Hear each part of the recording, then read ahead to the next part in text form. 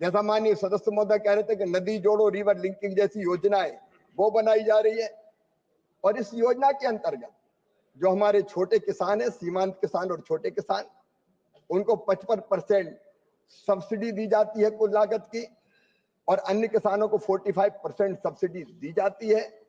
माननीय अध्यक्ष महोदय, इस योजना से छोटे, लघु और सीमांत किसानों को भी काफी लाभ हो रहा है और पानी भी बचाया जा रहा है। माननीय सदस्य महोदय को मैं ये जानकारी दूंगा कि उनके क्षेत्र में कितने किसानों को इस योजना का लाभ दिया गया है। श्रीमती प्रियंका गांधी वाडा।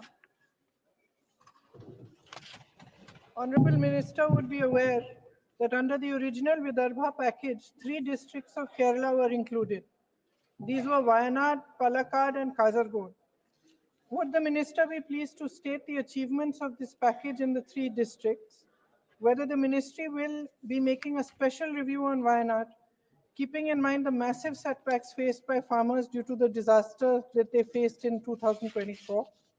Further, whether the Ministry is informed of the massive difficulties of the rubber farmers in Kerala and is considering inclusion of rubber in the MSP list, and whether the Ministry has any plans regarding the volatility of spice prices.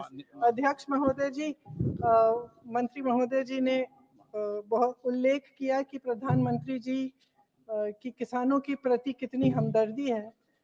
प्रधानमंत्री जी खुद वायनाड गए थे, उन्होंने वहां का दुख, वहां की किसानों की पीड़ा खुद देखी। मैं उनसे आग्रह करना चाहती हूं आपके द्वारा कि केरला और वायनाड के किसानों के प्रति भी कुछ हमदर्दी दिखाएं। धन्यवाद। माननीय अध्यक्ष महोदय, किसान किसान हैं, चाहे वो केरल का हो, चाहे वो कर्नाटक का हो, हम सब भारत मां के लाल हैं, भेदभाव का कोई सवाल नहीं है। मैं निवेदन करना चाहता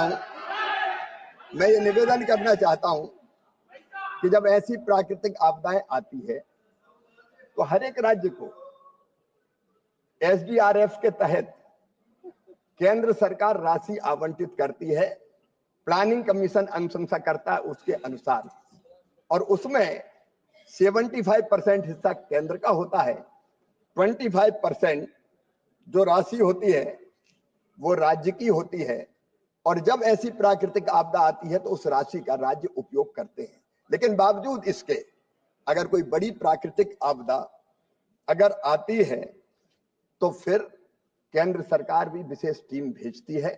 पिछले दिनों माननीय अध्यक्ष महोदय, जब आंध्र में, तेलंगाना में दिक्कत हुई थी, अत्यंत वर्षा के कारण बाढ़ की स्थिति पैदा हुई थी, केंद्रीय टीम गई थी, मैं स्वयं भी गया था माननीय अध्यक्ष महोदय।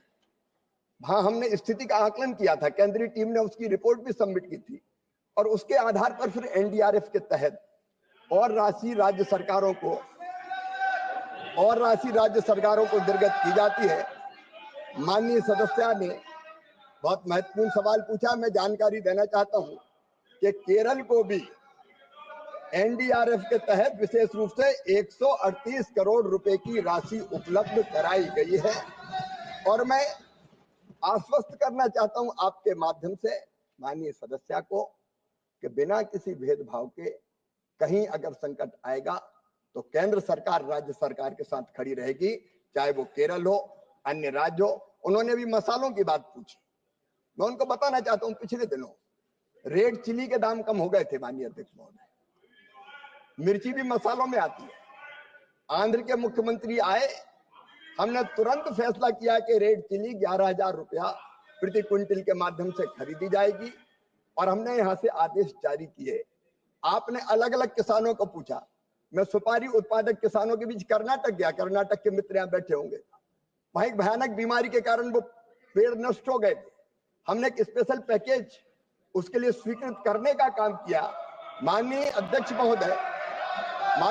महोदय, जहां भी प्राकृतिक आपदा से किसानों पर संकट आएगा, वो देश के किसी राज्य के किसानों, किसी गांव के किसानों, उनके साथ भारत सरकार सदैव खड़ी रहेगी, कोई भेदभाव नहीं होगा, question number 2 go to Dr. D. Purandan Sharif.